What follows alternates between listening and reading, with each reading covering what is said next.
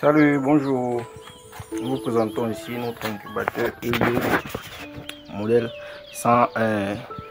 298 œufs.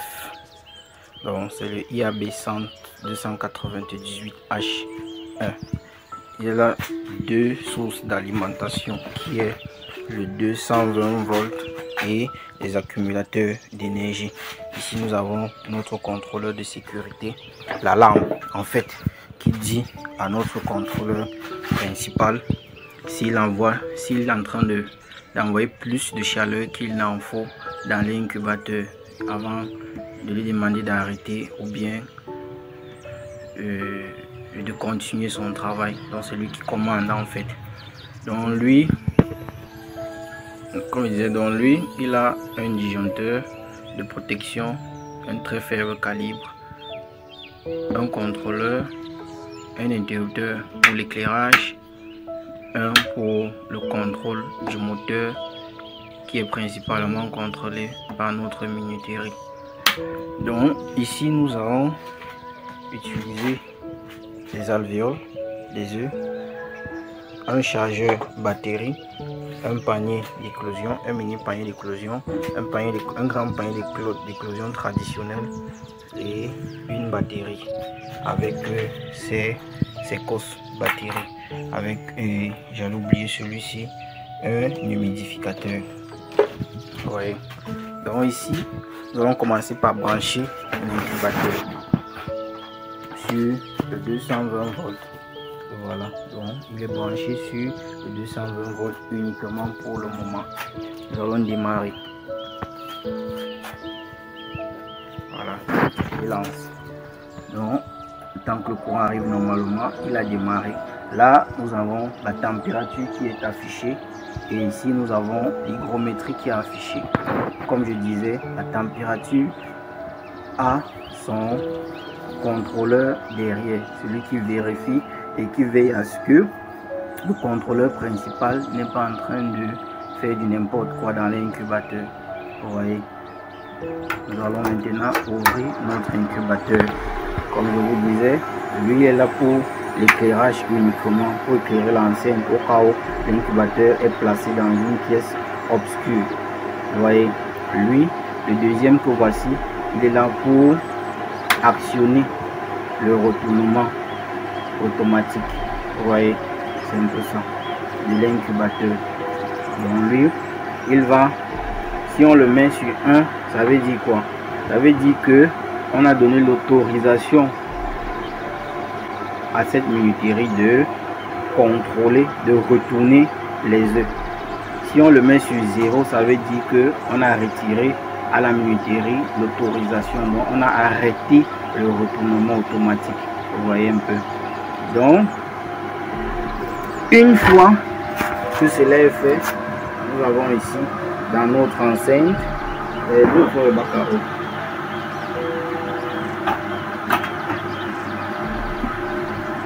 Ok, nous avons par exemple une assiette comme celle-ci que nous utilisons comme un bac à eau dans laquelle de l'eau sera déversée. Et quand de l'eau est déversée à l'intérieur, on met ici dedans notre humidificateur. Vous pouvez utiliser un bac à eau plus grand ou un bac à eau avec approvisionnement en eau automatique. Donc on utilise une assiette, un grand seau de l'extérieur avec un tuyau qu'on envoie dans l'incubateur et un flotteur qui va contrôler. Malheureusement nous n'avons pas ce bac ici. Donc une fois que c'est là, lui il est branché sur sa prise. Voilà sa prise ici devant. Vous voyez, voilà sa prise. Les deux sont jackés ensemble. Une fois que les deux sont jackés ensemble, lui, quand l'humidificateur, que voici ici, la côté hygrométrie, dira qu'on a une hygrométrie faible, là le voyant bleu va s'allumer comme le voyant rouge ici allumé qui dit qu'on a une température faible. Donc quand le voyant bleu ici, lui, il va s'allumer, ça veut dire quoi? Que l'hygrométrie est basse par rapport aux configurations qui ont été entrées. Et là, il va envoyer une tension et lui, il va commencer à envoyer, à humidifier l'enceinte. Vous voyez un peu. Maintenant, si on est dans le besoin d'y insérer les œufs dans l'incubateur, n'est-ce pas? Ce qui se passe, c'est quoi? C'est que on aura nos œufs. Par exemple, les 3 pièces-ci que nous avons réservées pour la simulation. Nous allons les prendre, les classer. Bon, ce qu'il faudra aussi connaître, c'est le sens pour positionner un œuf dans un alvéole creux. Vous voyez, l'œuf a 2 bouts. Il y a le bout pointu, que voici, et il y a le gros bout. Voilà, vous voyez comment il est gros. Et le côté-ci, il est pointu. Le côté pointu qui part dans l'alvéole. C'est le côté pointu. Voici le côté gros, le côté pointu qui part dans l'alvéole. Vous voyez, une fois qu'on a classé tous nos œufs dans les étagères, on est bon. Maintenant, il y a aussi un sens de classement. Vous voyez, donc, le classement des alvéoles. Je vais commencer par là pour vous présenter. Donc, par exemple, n'est-ce pas? Voici notre châssis de manière nue. Chacun des étagères est ici. Chacun des niveaux est ici. Vous voyez. On a notre premier alvéole. On va d'abord prendre la première partie ici de notre alvéole. Vous voyez, la première partie ici de notre alvéole.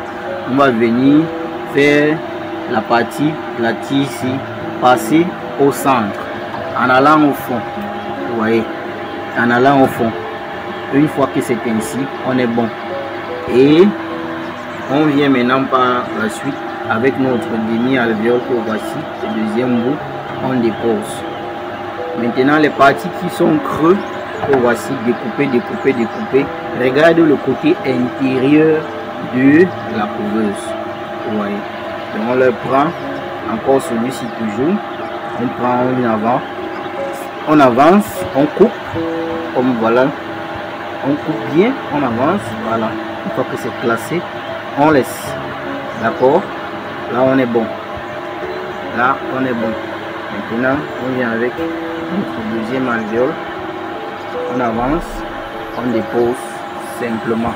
Vous voyez, les deux viennent se fusionner et on a notre rangée d'alvéoles complète à l'intérieur. On a encore nos alvéoles proches du centre, nos œufs proches du centre. Voilà. Lorsque vous classez les œufs, on a 2 moitiés du châssis. Et la première moitié, ce qui va du milieu ici vers l'avant. On a la deuxième moitié qui va du milieu ici vers l'arrière. Il faudra toujours se rassurer d'avoir la quantité d'œufs dans cette première moitié presque égale à celle de l'autre moitié, afin d'éviter de fatiguer le châssis ou bien d'avoir des défauts de retournement. Il faudrait toujours prendre soin d'avoir cette configuration là, n'est-ce pas? Une fois que vous l'avez fait, vous déposez votre contrôleur, sonde de contrôle en haut, n'est-ce pas? Maintenant,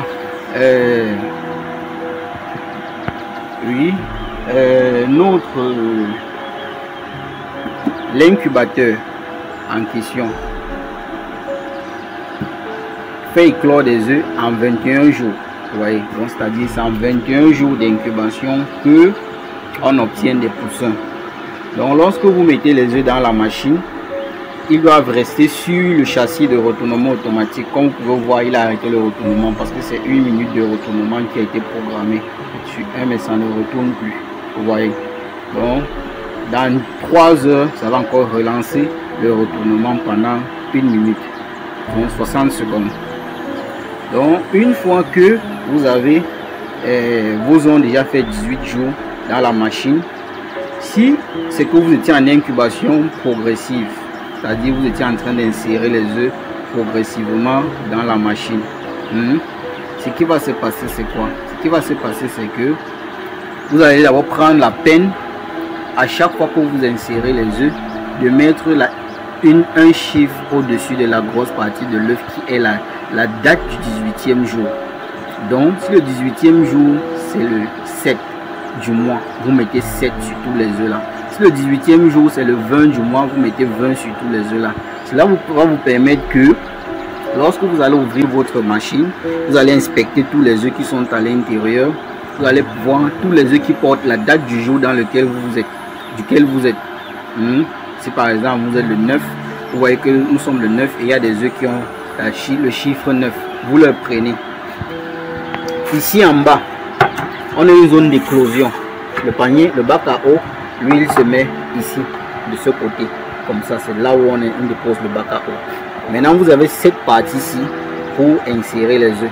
Généralement, sur le modèle, s'il n'est pas conseillé d'éclore ici en bas plus de 40 œufs.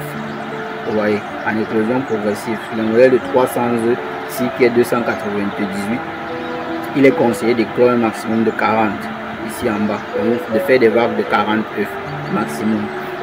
Une fois que vous avez déversé vos œufs là, vous patientez simplement les 3 jours suivants, les poussins vont commencer à sortir, tout en s'assurant toujours et toujours qu'il y a de l'eau dans le bac à eau, ou d'installer un système d'approvisionnement en eau automatique, parce que cela est faisable.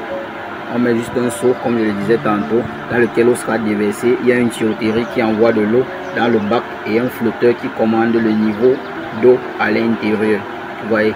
Maintenant, si on a un chargement plein, c'est-à-dire qu'on a mis des œufs à l'intérieur plein, beaucoup, tout est plein, ce qu'on fait, c'est quoi? C'est que au 18e jour, on dégale, on retire tous les œufs de la machine. On retire tous les œufs de la machine.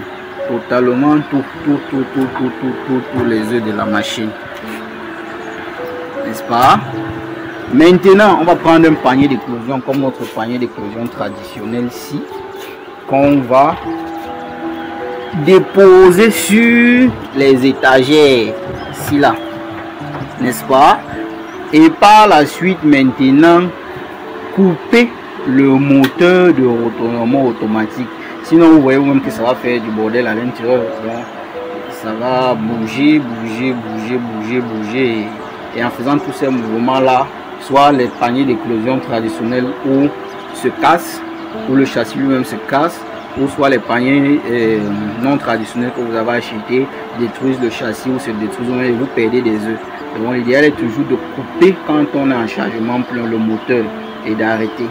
Maintenant, si par exemple le 18e jour vous ouvrez la machine, n'est-ce pas, vous voyez par exemple que on met le retournement sur on. Là, on appuie là, il retourne. Vous voyez par exemple que les châssis ont cette position-ci là.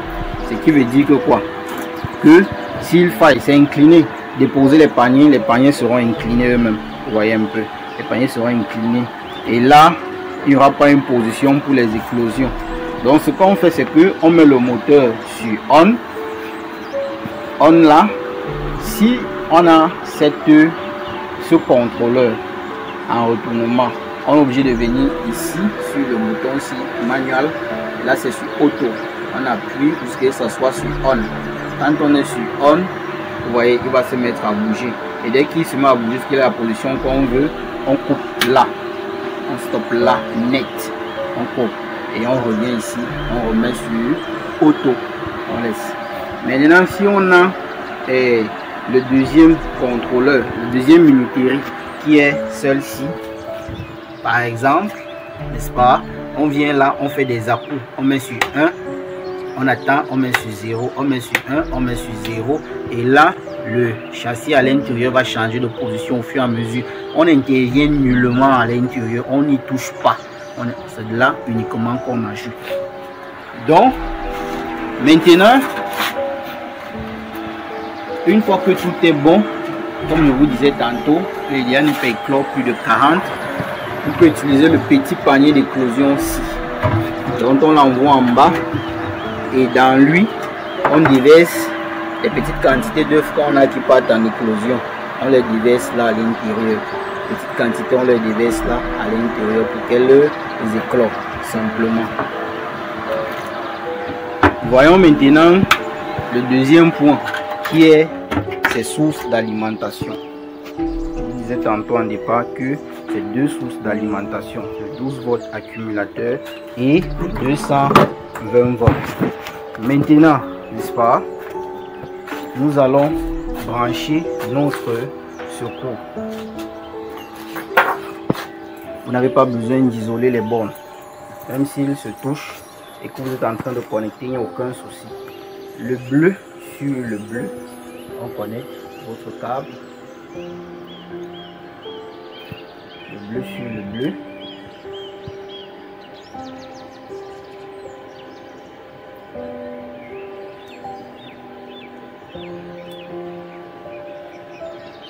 Et le marron sur le marron.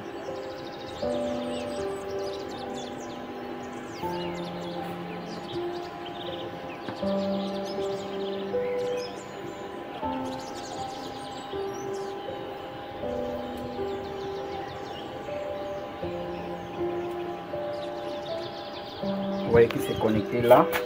On a notre module qui est alimenté, c'est en train de fonctionner sur le 220 et on touche là, on touche n'importe comment, on touche, il n'y a pas de masse, pas d'électrocution, l'appareil ne s'arrête pas de fonctionner, tout continue son cours. Pourquoi? Parce que dans notre conception, nous avons déjà isolé la partie du 12 volts, du 220 volts. Comment? Par un mécanisme qui permet simplement de les dissocier. Mais pas dissocier en telle sorte qu'ils ne fonctionnent pas ensemble, mais pour la protection et la sécurité dans de pareilles conditions.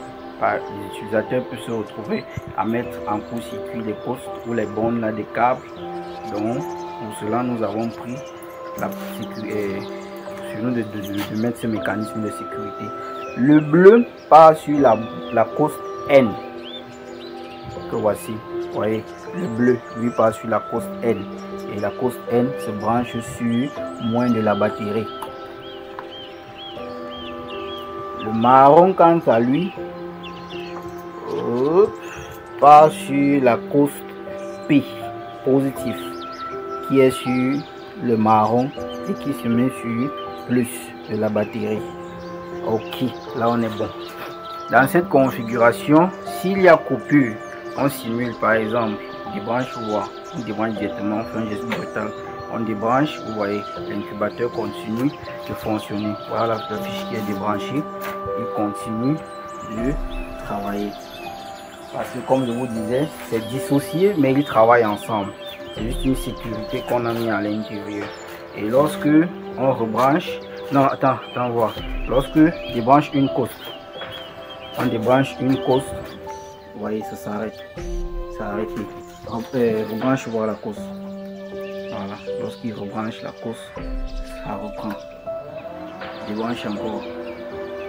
Il débranche, ça s'arrête. Il rebranche, ça reprend. Vous voyez. Donc lorsqu'il y aura coupure, l'incubateur va automatiquement seul de lui-même choisir la deuxième source d'alimentation qui est le 12 volts. Ça peut être des panneaux solaires, tout ce qui est source d'énergie stockée. Vous voyez un peu. Donc on va brancher encore à nouveau notre 220 et on va débrancher une coste maintenant. Le disjoncteur depuis on le touche pas, il est toujours sur 1. Vas-y, débranche. L'incubateur est toujours en train de fonctionner. Voilà la coste qui est débranchée. Donc on va couper maintenant là. On va laisser brancher là-bas et branche pour la coste. Allez, ça reprend. Vous voyez. Maintenant, comme je vous disais tantôt, que lorsque le système est dissocié, vous voyez, ça va permettre quoi? Comme nous sommes en 220, ça veut dire que la batterie ne travaille pas. Elle est au repos. Et comme elle est au repos, on va tout simplement brancher notre chargeur batterie ici. Sur le plus et sur le moins. Une fois que cela est branché, on vient maintenant, il signale le niveau de charge. Notre batterie est pleine. On va brancher là sur la prise. Ça va se mettre à signaler donc au moment où ça va arrêter la charge. Vous voyez. Donc là la batterie est en train de charger. Elle est en train de charger et lui, il est en train de fonctionner sur le 220. La batterie charge sur le 220 en attendant qu'il y ait une coupure ou quoi que ce soit pour passer à l'utilisation. Et en ce moment, lui, notre incubateur, il est en train de fonctionner sur le batterie, il est en train de fonctionner sur le 220 volts. Vous voyez que c'est un système vraiment très avantageux et qui permet de moins stresser lorsque nous sommes en train de faire nos incubations. Simplement. Donc là, notre batterie qui est en train de charger. Là, on a notre incubateur qui est en train de fonctionner. Donc, ce qu'il faut faire, c'est quoi? C'est de toujours avoir un incubateur à 2 sources d'alimentation pour ne pas se retrouver en train de perdre les œufs à cause des problèmes d'énergie que nous rencontrons généralement dans le métier d'accouveur. Donc, nous allons encore faire une simulation maintenant. On a arrêté. Depuis, c'est en train de fonctionner sur la batterie. Le disjoncteur qui est coupé. Il est coupé là. Les branches droites. Pour qu'on se rassure que voilà, l'incubateur est débranché. C'est toujours là. Donc, on va débrancher une fois. Débranche d'abord là, une cosse. Quand on choisit n'importe laquelle. Débranche la cosse aussi. Charger. Voilà, on a notre incubateur qui s'est arrêté. Donc, on va maintenant laisse les deux. Branche le 220. Voilà. Allez, je remets en marche.